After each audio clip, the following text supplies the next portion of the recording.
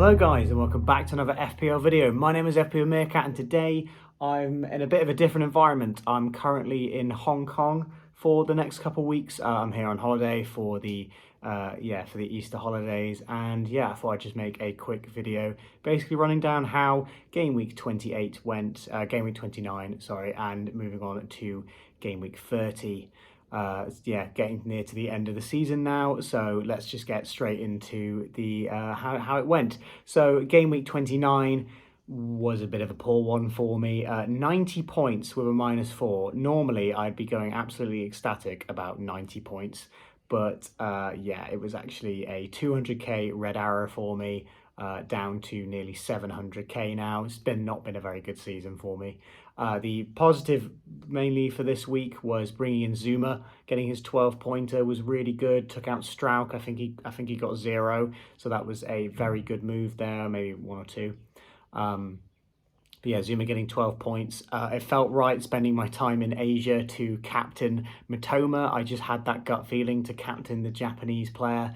And he went absolutely insane, getting 14 points, the highest scorer in my team, so I nailed the captaincy, although Rashford, who I had vice-captained, got 12 anyway, so it wasn't really that much of a swing. McAllister getting 9 points, pretty nice. Salah not doing great. I mean, getting a goal in the first game was good, but Liverpool overall were absolutely dreadful. I know it was a tough double game week on paper, but absolutely terrible double game week. Raya doing really well, getting 8 points, to be honest, making a ton of saves. That's why he's in the team. Really tempted to just keep him for the remainder of the season now. He just makes so many saves. Estupiñán getting 7 as well. Overall, the team was all right, but getting in Ings really killed me. Maybe not the best transfer there, when the likes of Tony and especially Watkins went absolutely massive this game week. Darwin getting 3 points as well. Really poor showing from my front two there. Saka. There was news that Saka was he was on the bench. I didn't hear that news. I was out at the Hong Kong Rugby Sevens tournament. Obviously, the time zone's very different here as well for when the games are. I haven't been able to watch many of the games at all because of because they're so late at night. Saka was on the bench and came on for a 1-pointer. Although, to be fair, if I did transfer him out, it probably would have been to Fernandes, which would have actually netted me -1 point on Saka's points there, because Fernandes didn't do very well anyway. A pretty stinky game week there. Not a very good, 90 feels like a good score, but a lot of you out there are well into the 100s. Used your bench boosts. Obviously my bench was never going to get a bench boost in the state it's in, so really well played for you guys on the who managed to get above 100 this game week. So moving on to game week 30, the team is looking fairly good. I've got obviously 1 free transfer, haven't made any transfers yet.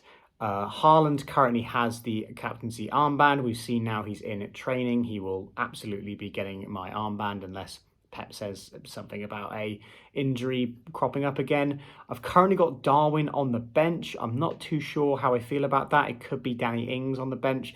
Not too sure who's going to be there, maybe one of Mitoma or McAllister. However, I think if I'm going to make a transfer this game week, it's going to be McAllister.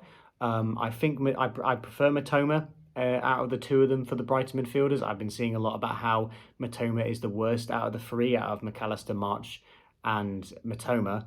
I think Mitoma's definitely the best one, to be honest. If you watch the games, he's certainly the best player. I know his statistics might not be as high as the others, but just watching the games, he's certainly a better finisher than the other two, in my opinion. McAllister as well has a tendency to play a bit deeper. My 1 free transfer, which I could be potentially doing, I could be doing Danny Ings straight back out to the likes of a Watkins. Watkins is a really nice home fixture against Nottingham Forest, and to be honest, was just the better move last game week.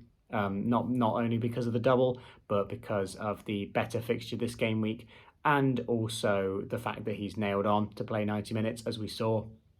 Danny Ings was benched in the previous game, and Antonio took his spot. For some reason, David Moyes loves to play 1 striker, despite the fact he's got 3 very capable options. He only plays one of them at a time. really strange. I feel like that team is crying out to be playing in a 4-4-2.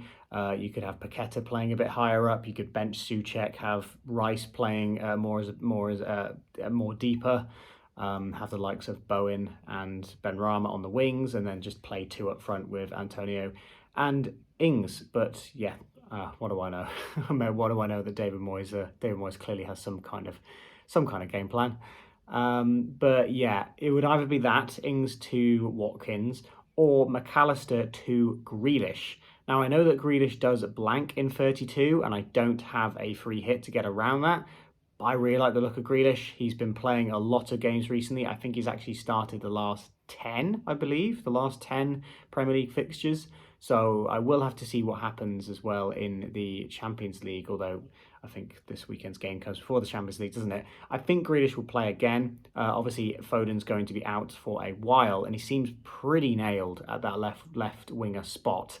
And I think a lot of people will be wanting to get Grealish in. It's just obviously he's got a blank coming up. But the reason why I like it is because McAllister and Mitoma have a blank anyway. And they've got three sets of really bad fixtures now. Spurs, Chelsea, and a blank. So I think making that switch would net me some good points in the meantime before that blank. But obviously I could also just switch one of Mitoma or McAllister to a player who has a game in game week 32. But yeah, apart from that, I think the team is looking all right. Obviously, depends on the Liverpool assets doing well again. This is the last difficult fixture they have. Their run-in after the Arsenal game is incredibly good. So I'm kind of just holding on to them now. I think I'm just going to hold on to them for the rest of the season, even though they've been in such dire form. I reckon they can turn it around. The issue is obviously rotation. Salah was benched, Trent was benched. I don't feel like that's going to happen very often. I think that was just, he was almost Klopp making a statement with that one.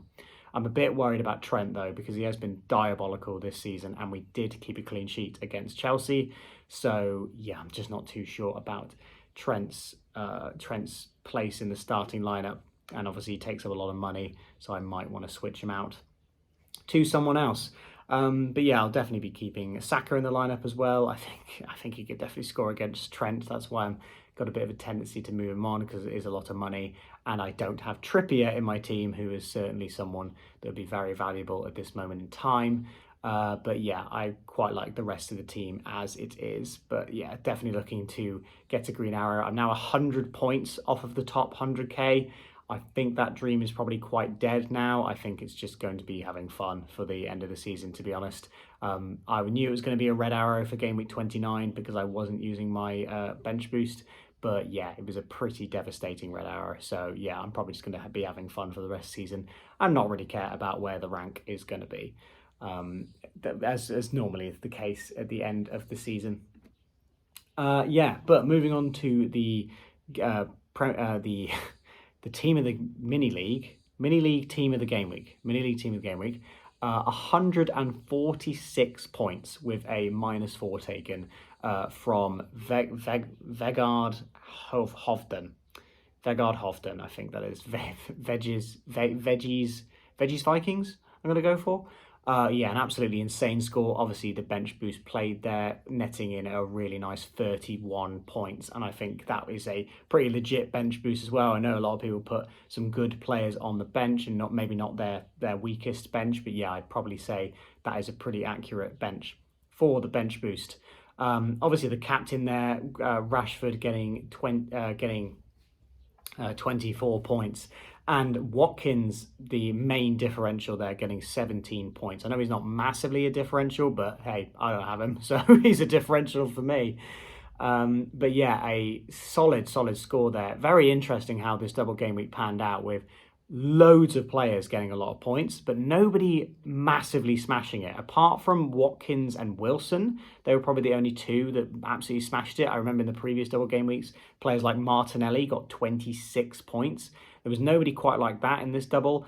So that's why I'm hopeful slightly towards the double in 34. I think players like Haaland and Salah, and then maybe the likes of Rashford as well, because all of those three teams double in that game week could reach those heights. So yeah, I'm hopeful for the bench boost in that game week. I'm now basically all in on making that bench boost as good as possible. But yeah, a absolutely huge score for you there with 142 points total, points all around basically for the double game week. And that's going to wrap it up there. I'm going to go away and enjoy my time in Hong Kong. I'll be back, I think, next week. So I think this will be the only video that I make in this environment.